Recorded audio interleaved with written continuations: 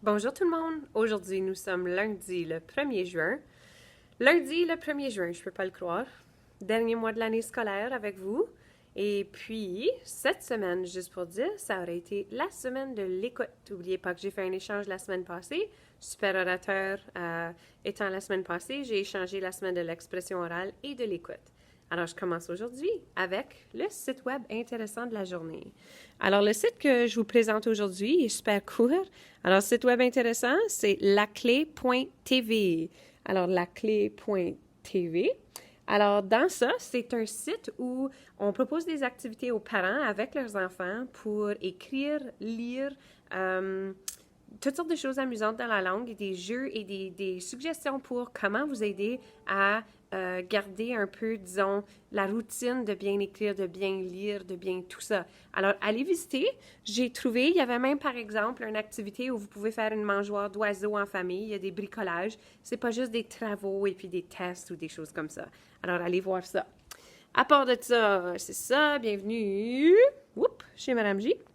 Et le défi pour aujourd'hui que je vous donne, c'est amuse-toi à identifier les oiseaux dans ta cour et prends-les en photo. Alors, quand je regardais le site web intéressant qui est la clé, j'ai aussi vu qu'il vous partage comment faire la maison d'oiseaux. J'ai pensé que ça serait le fun si vous faites la mangeoire et ensuite essayez d'observer les caractéristiques des oiseaux que vous voyez, puis essayez, avec l'aide de Google, disons, j'ai trouvé un oiseau devant chez moi qui a le dos foncé avec la bédaine blanche et une petite tache de rouge sous la tête.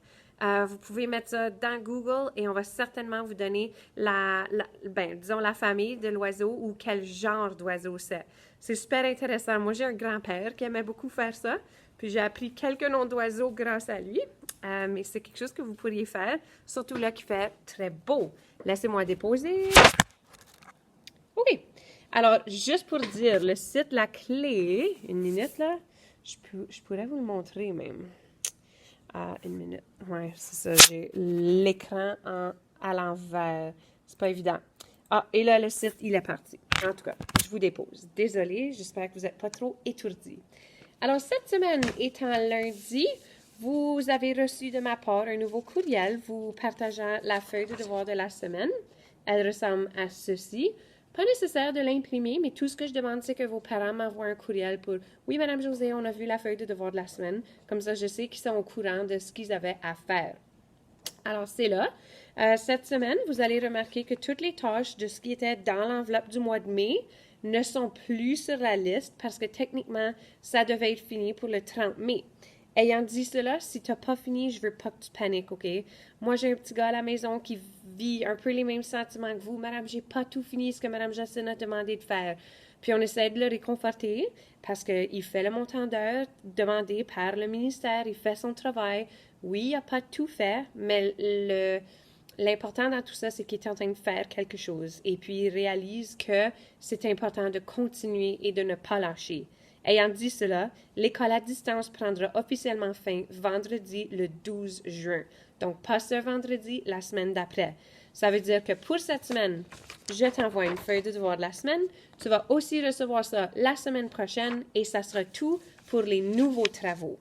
Alors, vous allez voir que dans le courriel, je vous ai envoyé en pièce jointe tout ce que vous avez besoin pour faire le travail.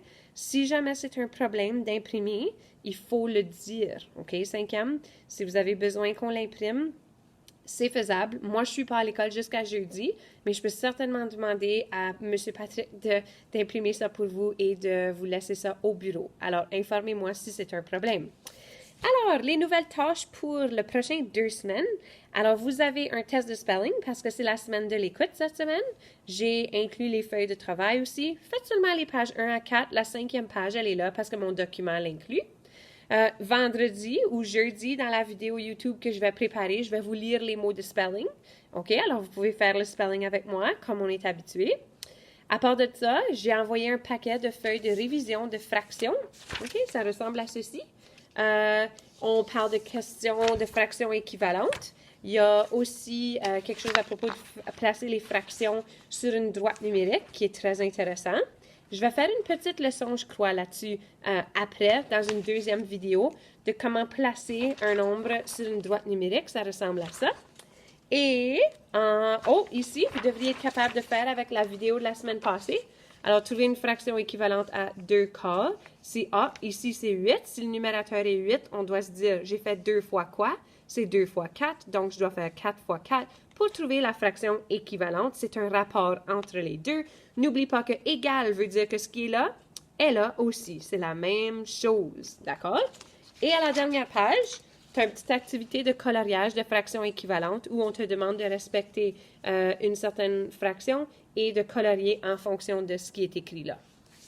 À part de ça, c'est ça pour maths. Continuez avec le nombre du jour. J'ai envoyé ça. Évidemment, Quote of the Week a été envoyé et le mot de la semaine qui est Annie Croche.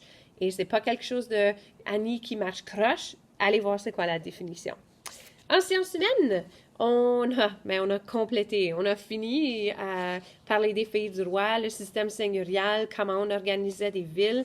On passe à la traite des fourrures, OK? Alors là qu'on a fait venir des gens au Canada, comment est-ce qu'on allait les occuper? Ils sont venus ici pour faire quoi? Alors n'oublie pas, la France et l'Angleterre ont créé des colonies dans ce nouveau monde. La France et l'Angleterre vont nommer leur colonie la Nouvelle-France et la Nouvelle-Angleterre, c'est plutôt eux... encore, j'ai dit Nouveau Monde, pas le Canada.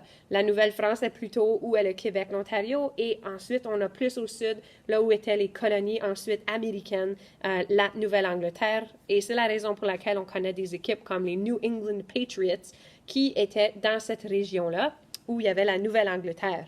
Pensez-y, on était en France, on était en Angleterre, on a eu la discussion. C'est coincé, c'est sale, des religions, on cherche des nouvelles ressources, on veut tout ça. On quitte l'Angleterre, on quitte la France et on va nommer ça dans le Nouveau Monde, bien, la Nouvelle-France et la Nouvelle-Angleterre. Alors, c'est de la terminologie que vous allez voir dans le paquet de la traite des fourrures. Il y a des choses à lire. Au minimum 5e, si vous pouvez lire, mettre en surbrillance, faire les petites activités d'association. Il y en a qui sont pas super complexes. Oui, il y en a qui sont un peu plus longues, mais vous êtes capable.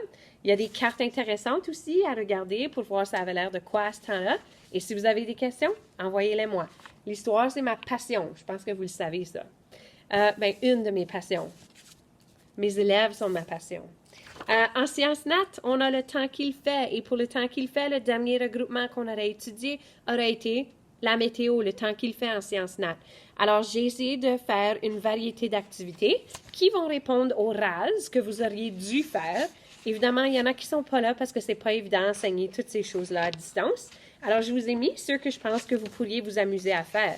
Alors, par exemple, une activité où tu dois faire un bulletin météorologique, faire semblant que c'est toi qui es le météorologue qui va donner les prévisions pour la journée. Il y a des petites recherches. On reprend le cycle de l'eau, que je sais que c'est quelque chose qu'on apprend en 2e, mais on fait un retour là-dessus en 5e. Et puis, apprendre au sujet des différents types de nuages.